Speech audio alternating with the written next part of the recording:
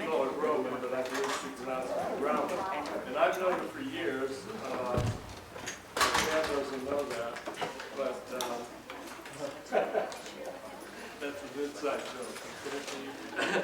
Anyway, Joan is a member of our Washington Metropolitan Accordion Society and also the Maryland Club, and she's got a very distinguished educational background. I don't want to say a lot about her because I'd rather she told you more about herself.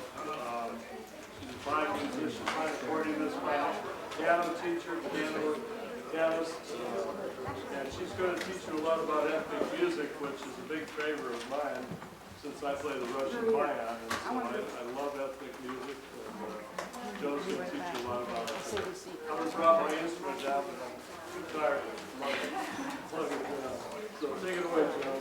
I hope y'all have room to move your bellows out from here, so spread out as much as you can. Thanks for coming. We'll try to get, I'm going to leave out the German piece because actually we don't have a whole lot of time, so put that one aside. My background, okay. I was a piano player. My father was a fabulous accordion player, just fabulous. He won awards. He was an award winner in 1932 in the state of Maryland. And, but I didn't play the accordion, I played the piano. But I was an international folk dancer. I danced, I taught dancing, I choreographed dances in all the Balkan, German, Austrian, Scandinavian. And then when I started playing the accordion when I was 23, to play the music I danced to, I realized that, you can't just play 3/4 time and read that sheet music and say, okay, that piece sounds Scandinavian. No, it doesn't. You really have to think about it. As a dancer, I had a different way of looking at things than you all will as accordion players. So it's reading glasses, I can't see without glasses at all, but this might be actually a little bit better. And so I really gave it a lot of thought. And this is how I learned to play the music, because I could feel the dance as I was playing it. So what we're going to do today is going to talk a little bit about how to do that. You got the sheet music there, and if any of you picked it up from here, you will need reading glasses to see it. It's a little bit small. Please go online and download it at regular size if you have not done that already. And we're going to move quickly through here. I did give you a sheet. If you all have this little history of each type of music. Do you want to pass these out? Yeah, there's a huge amount of them. They're not going to run out of those. We're going to start with 3/4 time, because 3/4 time in folk music, it's kind of all over the place. In we're going to start with the one called, I don't know how to pronounce this, Livet I Finska by Carl Johnson. It's actually a Swedish waltz. And it's a very popular Swedish waltz. You've probably heard it before.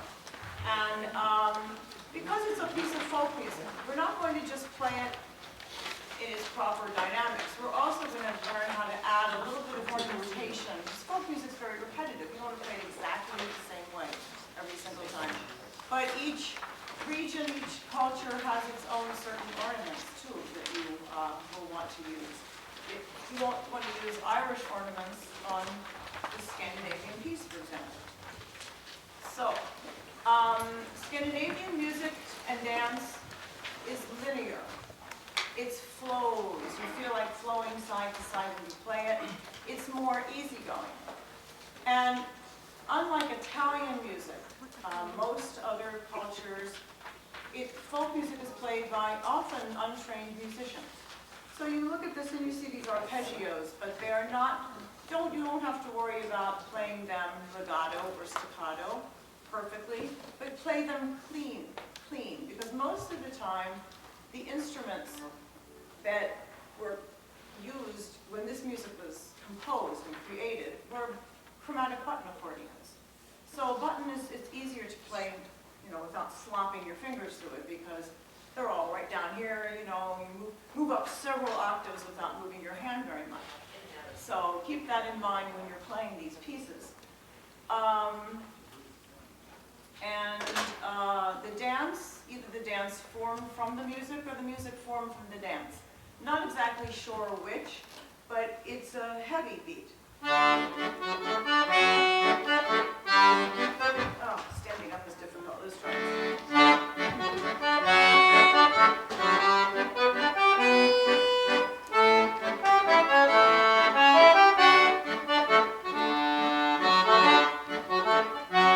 Notice I was heavy on the first beat. I really do probably need to sit down. If I sit down, though, some of you cannot see me. Is that right? Let's try. Let's see. Is that okay? All right. I'll give you another example of a Scandinavian waltz.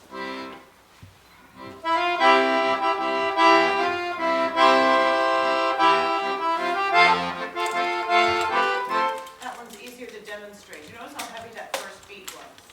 Okay, but if I were to play a Russian waltz.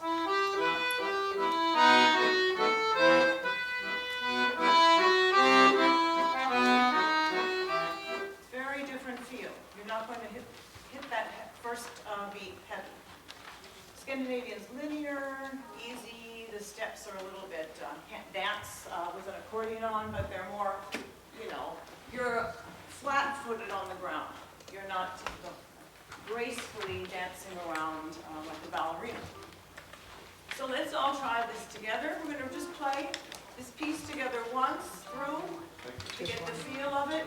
It is not fast. And then I'm going to show you quickly some ornaments and little changes you can add to just give some interest to it. Okay. 1, 2, 3, 1, 2, 3.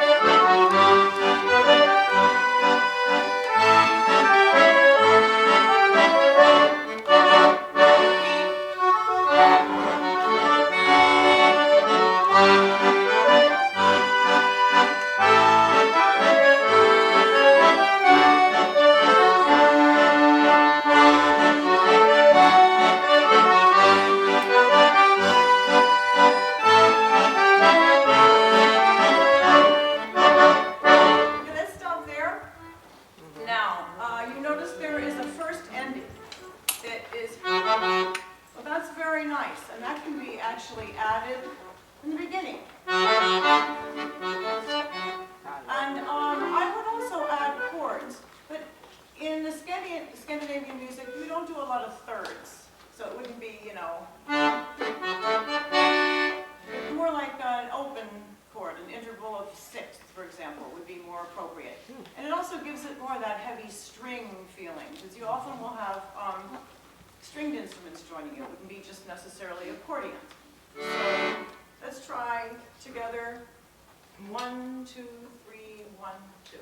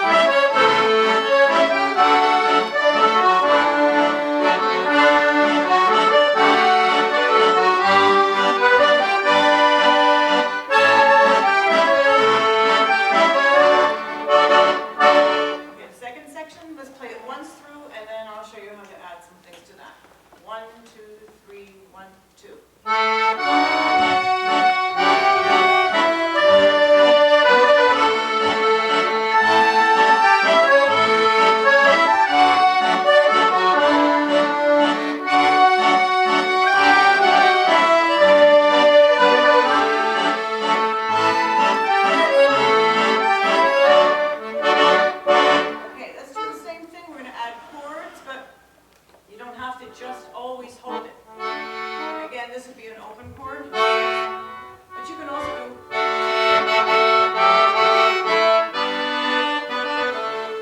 and vary it. Sometimes just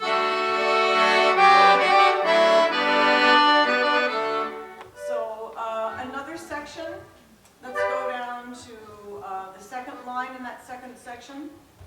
When it starts again, third measure, okay, this is 1, 2, 3, 4, fifth line down, third measure in. It ends, and you're going to start that little phrase again. So you can add. You don't have to just hold that note. Any little thing like that is nice. And the first time you play it for the dancers, play it straight, and then add the ornaments and the chords in the second time. Or the repeat, rather. I mean, not all the way through. When you take the repeat, you add the ornaments. Okay, let's take that second section and add our chords. 1, 2, 3, 1, 2.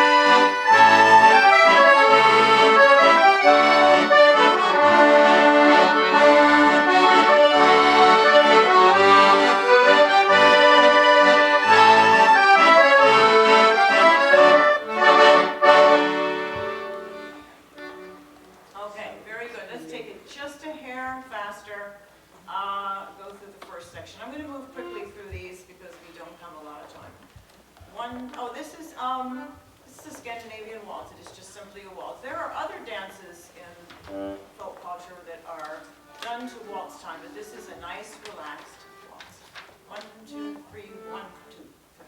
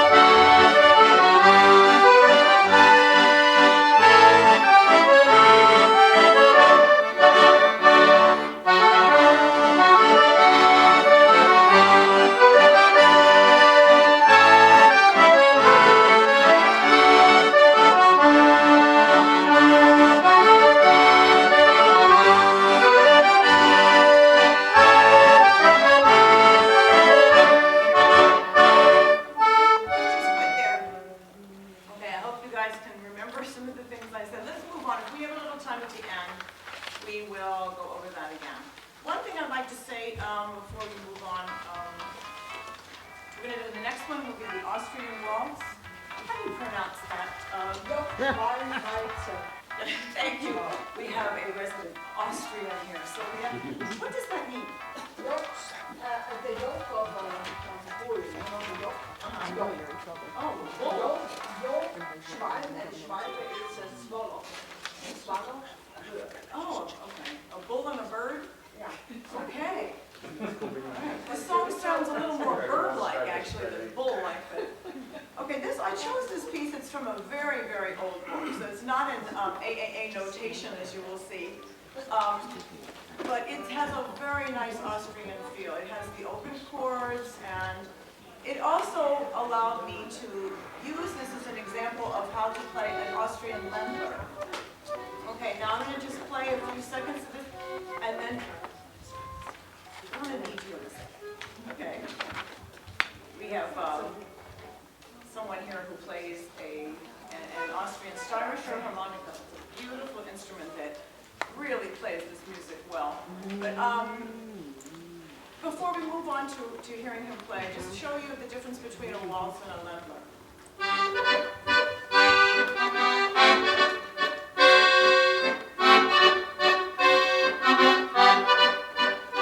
That's a waltz. Okay, and I moved into musette. Before, oh, I should have mentioned this before, I played the Scandinavian waltz, the Swedish waltz in bandoneon. It's a heavier piece of music. You play it up in, clarinet. It's just too delicate. Suggestion. I used to give out all these lists of LPs, 78s. Go on YouTube. Find accordion players playing the music you want to play. And listen to how they execute these pieces. And that's really a great way to learn. Imitate. Listen. Okay, so now if you want to play the beginning of this Bull Swallow Waltz as a Ländler instead, I want you to listen to how I play it.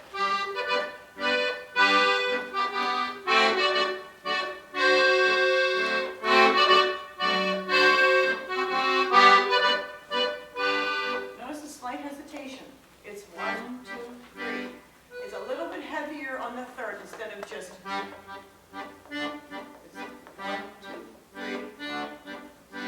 And it keeps you from speeding up. It is a deterrent from moving forward. The Ländler is a very beautiful, controlled dance form. There are many, many Ländlers. They might seem simple when you look at them, but they are not simple when you try to dance them, and they're just beautiful art forms. So there was a piece that Mike Leggett played today. It has a little hesitation in it that's beautiful, and I'd like you to just hear him play the beginning of this piece, because it... Want to stand up? Because it's so Austrian, and he plays so beautifully. So you guys have to hear him play. What's this one called? Schlossberg. It's a Borischer? No, it's not even a Borsche. It's in between Borsche.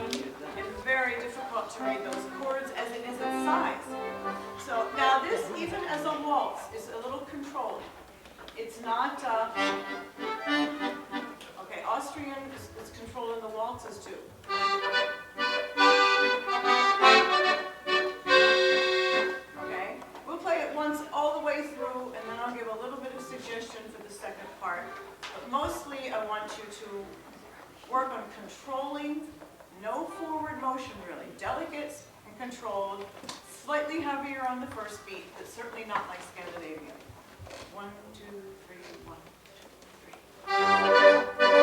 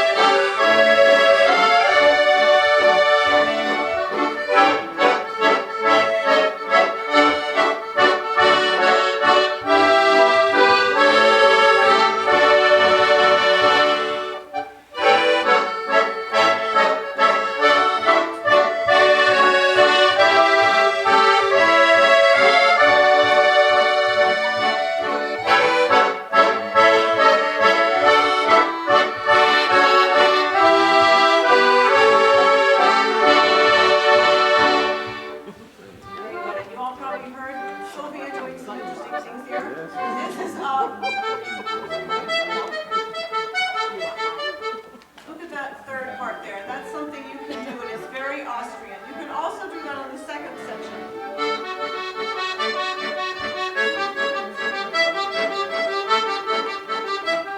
And that would be a perfect way if your dancers were taking that piece through again to change that and take out the monotony. Now let's try quickly before we move to the next song, a Ländler. And we're going to use the first portion of this song to make it sound like an Austrian Ländler, which is.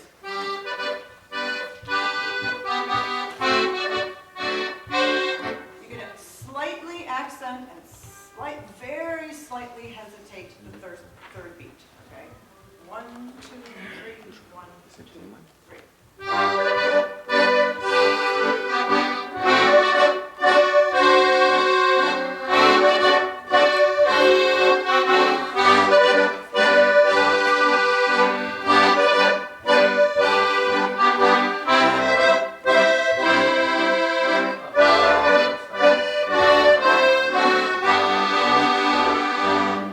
And you see where there are rests.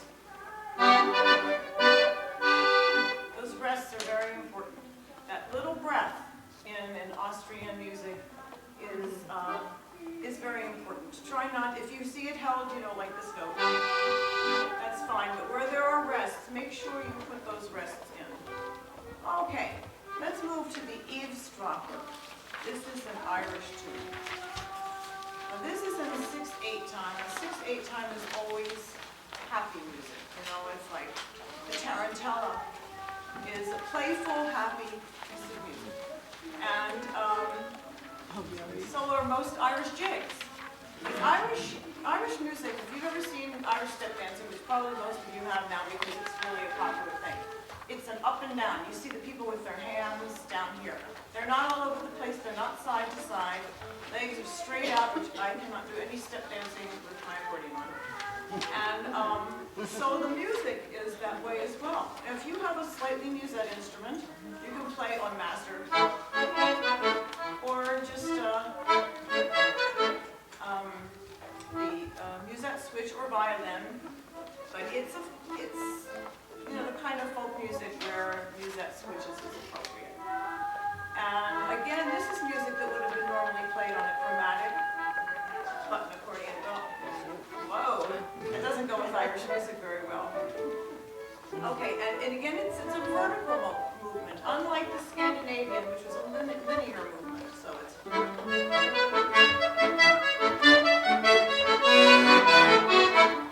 And one of the things that I'd like you to do when the bass, I don't adhere to the rests in the bass. Actually, you said the movement is different than the Scandinavian. Yes, Scandinavian is sort of a side to side. The word. Yeah, you feel like you're going side to side. It's just a relaxed. Okay. Whereas Irish music, even the jig as well as, let me just give you an example of a reel. Okay, a reel is also vertical.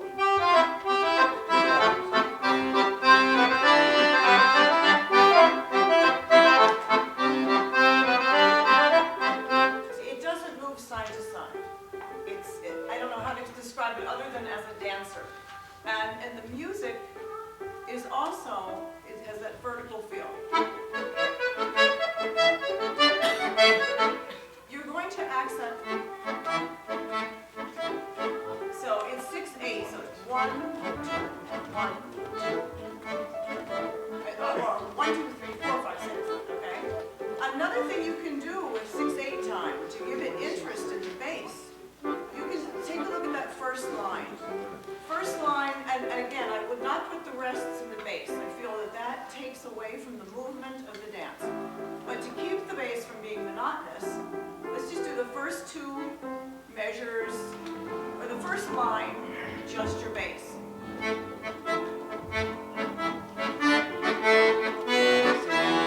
I really accented the notes that switched, that moved. The first beat. The second beat is almost insignificant. As Carmelo Pino told me once when I was playing a waltz for him, He said, make sure your chord is like your finger touched the tip of a pin, a sharp pin. Your note, you put your finger down, your chords are always just touching the tip of a pin. They're just markers for you. They don't have to stand out a whole lot. The only time they really do stand out is in a Schuplattler.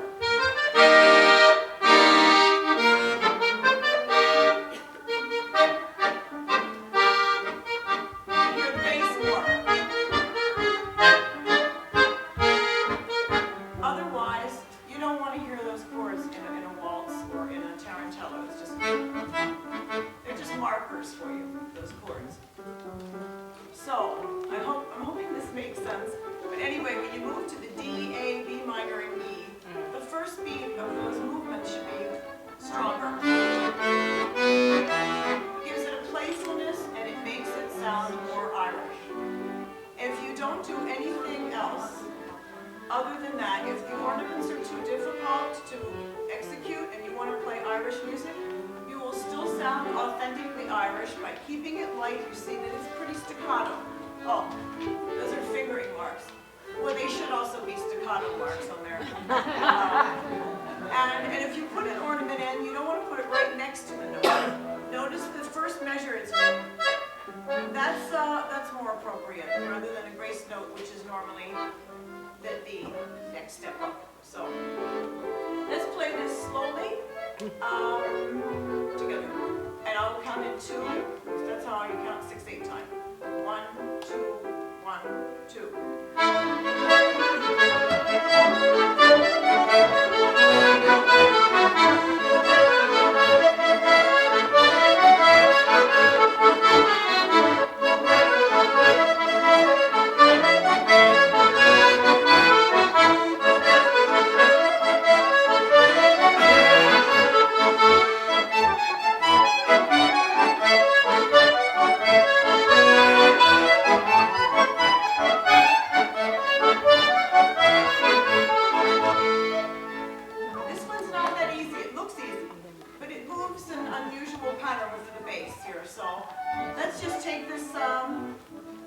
Slowly, let's do the first part, and then I'm going to show you an ornament or two you can add to that.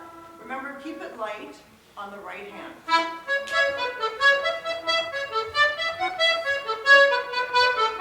Nothing is held, or no legatos in your right hand at all. Remember, this is a button accordion playing this. Probably an uneducated, not musically trained musician who's taught themselves to play this button accordion, to play this dance music. So they don't know legatos and all, they just play the feel of the dance. 1, 2, 1, 2.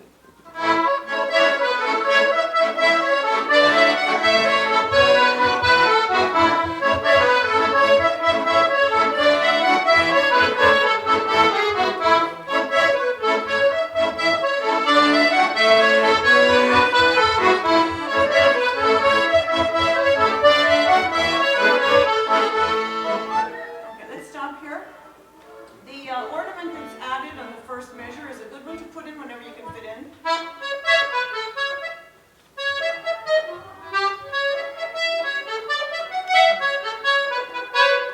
Now you could add that kind of ornament, or let's go to that E, the end of the measure, the end of the first line.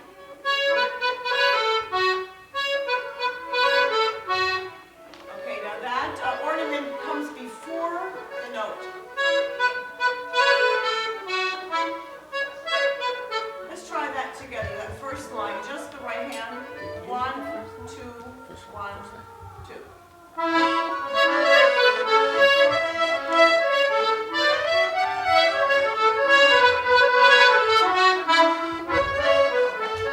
That's one you can add to the first part.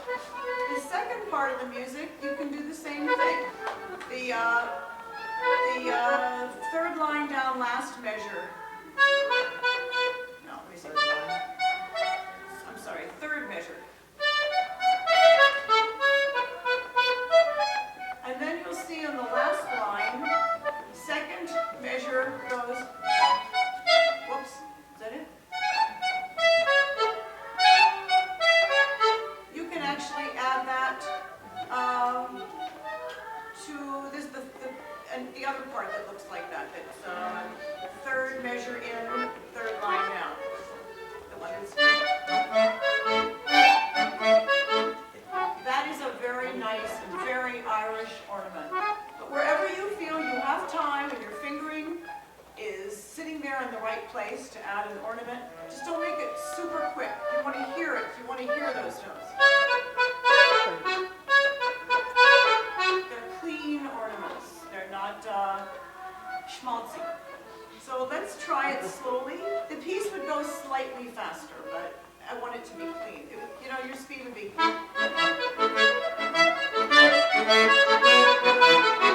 Let's take it a little slow. 1, 2, 1, 2.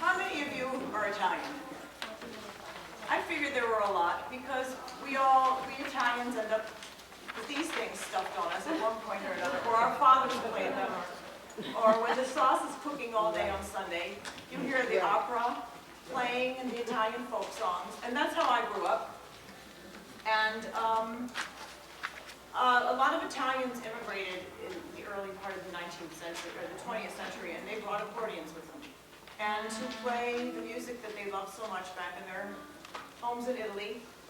They played this music on accordion. But a lot of this really stemmed from opera, arias, and it's not as much of a music of the folk as other cultures. The Italian music is usually more trained musicians. Like they say, the Jewish anthem is O Sole Mio. Jewish connection. Well, in my house, that was pretty Jewish. We were half Jewish, half Italian. We had it all in my house. So, Mattinata is all from the heart. And, this is a piano piece. I wish I had had time actually to rewrite this, but I didn't. Best bet is to play those top line. The top line, the voice, and the chords above it. And think of the words. Look at the words. Think of how you would sing, where you would take a breath. When you think it needs to slow down and retard, really slow it down and retard. And look at the second page. Third line down, second measure is an A7 and a B flat. That's not in the key signature. Bring that out. Make that really beautiful. Same thing in the third page. Again, for those of you who have this little tiny thing here, if you all have a magnifying glass, you can find that in there. I gave away the music, right? Did I give the extra set out? No, I think if anyone wants an extra set of music that they can actually see, Rick kindly donated this. Does anyone need an extra set of music? Yeah.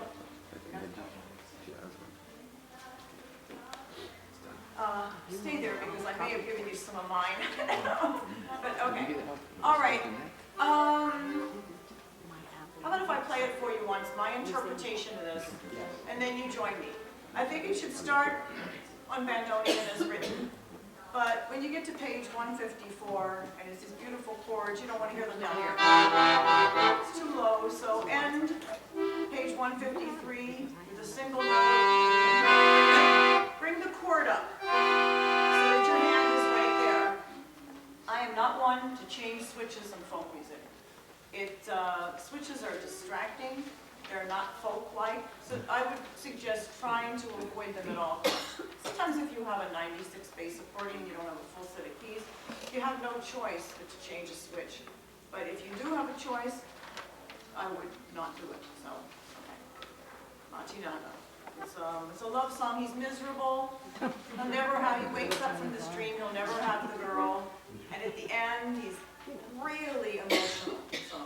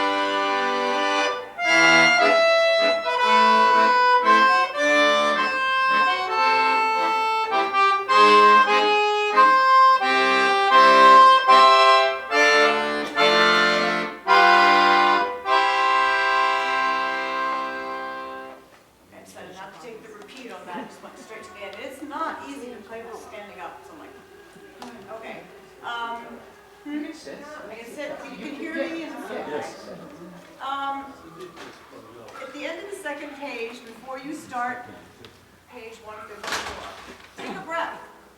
This is a song, it's emotional. Often the silence is more important than the note. And so in Italian folk music, especially this type, I think that's very important. Let's play this together. It's a little bit rubato. So actually it is rubato, so I probably should stand up so that we don't all get all over the place. I want you to hear me, you to project. Okay. And for those of you who do not know what rubato means, it's you can slow down in various times, you can speed up just a tad, as long as you're basically keeping that rhythm and don't sound like that, you know, you have no rhythm in your bones. So, okay, 1, 2, 3, 1, 2, intro.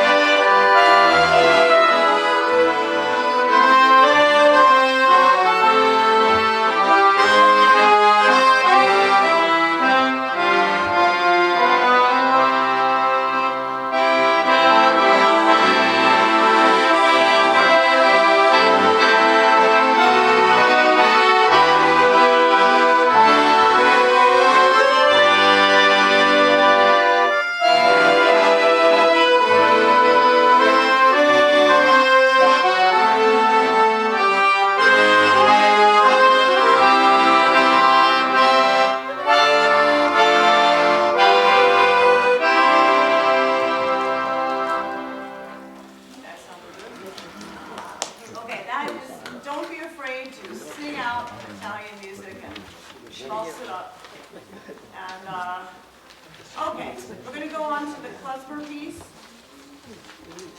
Here's another one. It's like this is in two parts, okay? It's called Romanian Hora and Bulgar. It says number 29, that's your first page. Second page is the one that says continue. You notice the first page is in 3/8 time.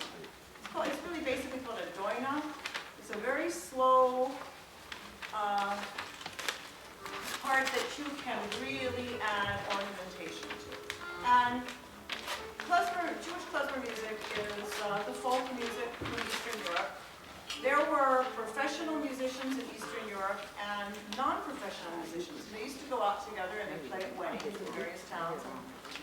Because the non-professional musicians had no idea what the key of E and A, etc. was, they all decided to play everything in D minor. And I'm not kidding. It's D minor or we're going to throw you out, you know. And this was something that pretty much just anyone singing to this music could. There was a good range for most voices and cantors' voices. So, and a lot of Jewish liturgical music and just the folk songs. It's a lot of moan, groan, fetch, I'm miserable, you know, and so you add ornaments that kind of reflect that. Like this piece starts, well, we're going to play it together. Let's play this. It's real slow, real deliberate, the first part. Second part is just the opposite. And it gets fast and very lively. So let's just play that first part of the first page together, down to the end of the first ending, okay? I'm going to give you a vamp of 2 measures. Well, 4 measures.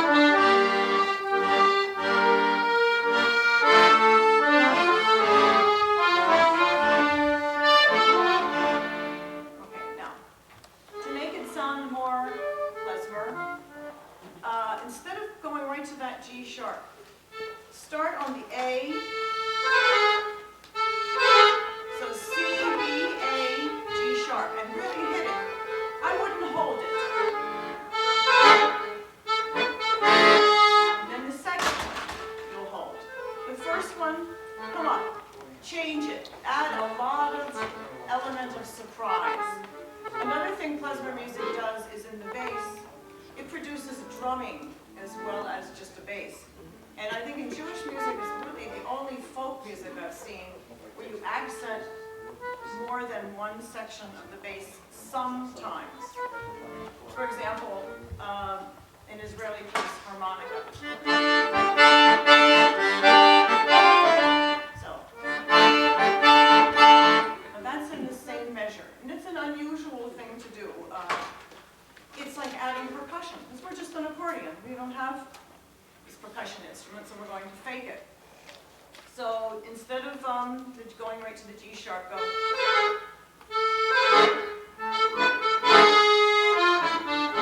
You can do it the second time on that second measure, but a little less.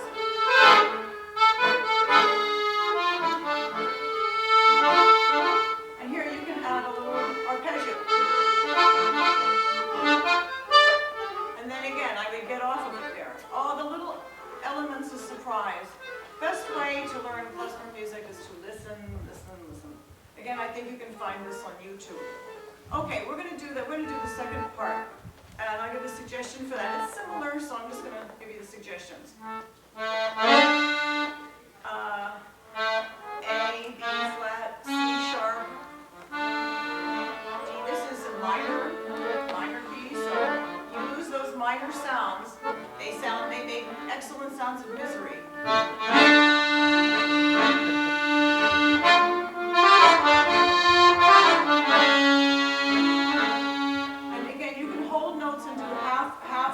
Trills. That's very klezmer. So let's just play this together, and And then, before you move on to the second part, let me play, again, because it's so short in time, I don't want to play all this for you. Let me play the last time through the second part of the first page to go into the second page so you'll see how to do this. You have to build up the excitement. You can't just go right into it. So.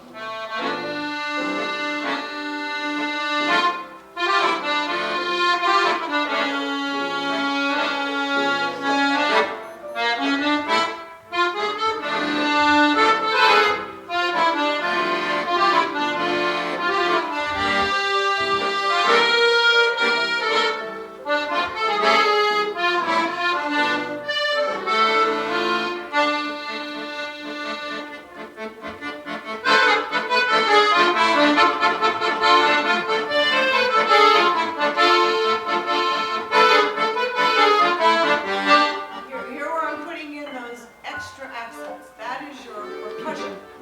Okay, it's like instead of hearing a cymbal crash, you're putting that in with your accents. So you end that and then you vamp. Bring it. You're completely changing the beat there from 3/8 to 2/4 time.